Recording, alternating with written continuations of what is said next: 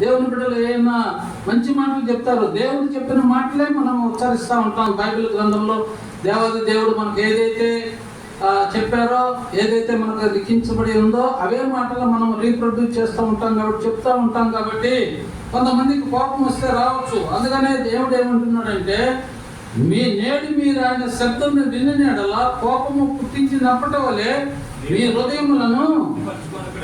మీ హృదయములను కఠినపరచకొనకుడని ఆయన చెప్పాను. కనుక పాపము వలన కలుగు భ్రమ చేత మీలో ఎవడను కఠినపరచబడుకున్నట్లు నేడు అనబడు సమయం ఉండగానే ప్రతి దినమును ఒకనికొకడు బుద్ధి చెప్పుకొనుడి. ఏలైనగా